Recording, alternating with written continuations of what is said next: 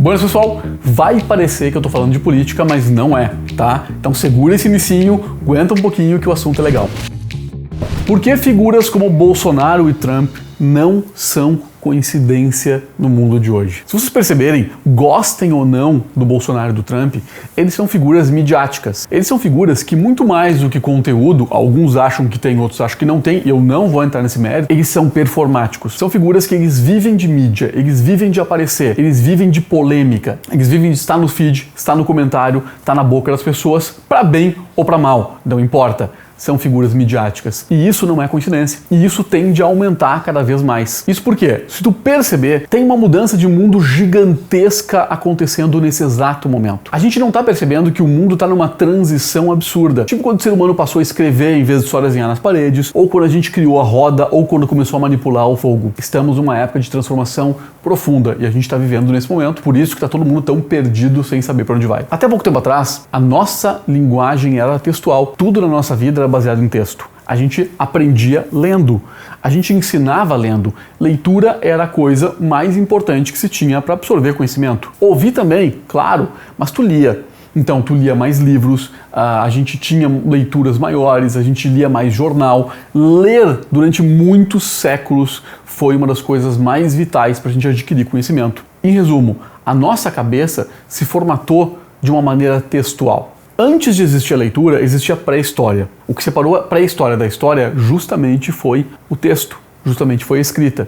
Então, se tu perceber, antes da escrita, as linguagens que as pessoas usavam eram linguagens imagéticas. Linguagens imagéticas, elas moldam o nosso cérebro para pensar em imagem. Linguagens textuais moldam o nosso texto para pensar em caracteres e pensar em linha. Deixa eu te dar um exemplo mais prático do que isso. Assistiram já os Crods? O papai Crod, para ensinar uma coisa pro seu filho, ele contava uma história. Ele falava, mostrava, desenhava na parede. Quem desobedecer o papai, morre. Quem sair da caverna, morre. Isso é uma linguagem imagética. Ele tá te criando uma imagem mental para te mostrar alguma coisa. E as imagens, elas são exageradas. As imagens, elas não são necessariamente lineares. Elas são. E elas têm a intenção de te mostrar alguma coisa. Então, uma imagem, ela tem um conteúdo que não necessariamente é literal. A coisa, ela pode só te contar o que tu precisa saber e não necessariamente a verdade. Vamos lá. Se o filho não saísse da caverna à noite, funcionou a história do papai Crod. Não necessariamente ele estava mentindo que um monstro ia atacar ele. Ele simplesmente estava protegendo seu filho contando uma história imagética. A imagem, tu pode ler ela de qualquer lugar, tu pode imaginar, tu pode criar ela. Agora, o texto, ele vai te narrar detalhes para reconstruir aquela imagem. Então o texto vai te contar algo do tipo: quando tu sai da caverna à noite, pode acontecer de criaturas horrendas, de patas enormes e um focinho grande e presas grandes te atacar. E eles costumam atacar de tal jeito. O texto, ele é mais objetivo. O texto, ele precisa ser descritivo. O texto, ele é linear. E a gente, absorvendo um texto, obviamente a nossa cabeça também fica mais linear, mais descritiva e mais na busca pela verdade. Vou pegar um exemplo simples aqui, que é a Bíblia. Um livro bem antigo. Vamos pensar nos primeiros capítulos escritos na Bíblia. Eles foram escritos muito pertinho de quando o texto foi inventado.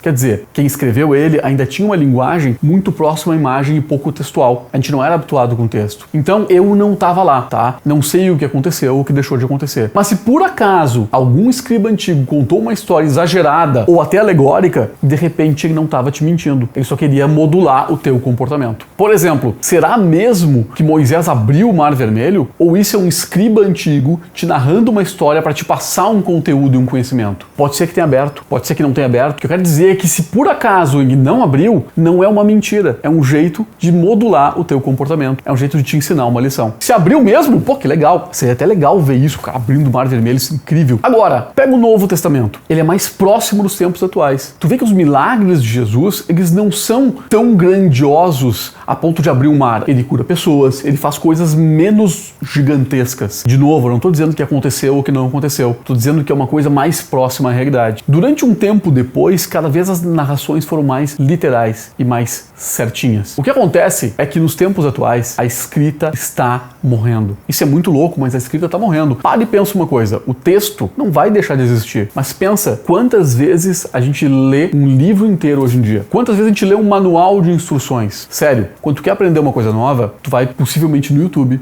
descobrir ela a partir do YouTube. Se tu quer ler o manual de instruções da máquina de lavar, tu não vai ler todo ele. Tu vai ver como ela funciona num vídeo, numa imagem, num desenho, em alguma coisa do tipo. Lemos muito menos porque a gente absorve conteúdo de outras maneiras. Antigamente, possivelmente, a avó de vocês dormia lendo um livro. Hoje, tu dorme assistindo Netflix. Em resumo, estamos vivendo uma sociedade mais imagética. A gente está vivendo uma sociedade em que o texto está morrendo. Não é o caractere e não é a leitura, mas é o texto. Hoje, a gente lê muitos caracteres. Muitos, só que a gente lê de forma quase imagética. A gente lê tópicos. A gente lê pequenos tópicos, só que a gente lê muito. Em resumo dessa história, a nossa cabeça está ficando menos linear, ela está ficando menos objetiva e menos atenta à verdade e mais à imagem. Por isso, não é coincidência que figuras imagéticas, que figuras midiáticas estão ganhando tanto espaço hoje. Bolsonaro, Trump, Narcisa, gente das áreas de comunicação, de qualquer área do esporte, que aparecem mais, estão ganhando visibilidade. A gente não está hoje tão ligado a conteúdo, mas mais a visual. A gente não está ligado tanto ao que tem por trás, mas mais o que está na frente. Não estou dizendo que isso é bom ou ruim, mas é uma tendência. Trump, por exemplo, ele chama atenção com coisas boas e ruins, e ele sabe disso. Sempre que o negócio começa a apertar pro lado dele, ele certamente vai arranjar algum escândalo, porque aquilo vai fazer com que as pessoas falem dele. Se vocês perceberem, o Bolsonaro é a mesma coisa. E a cada vez que esse tempo passar, vocês vão perceber mais isso acontecendo. Esse ano a gente vai ter eleição. Percebam que figuras midiáticas tendem na cidade de vocês crescer bastante. Aquela figura que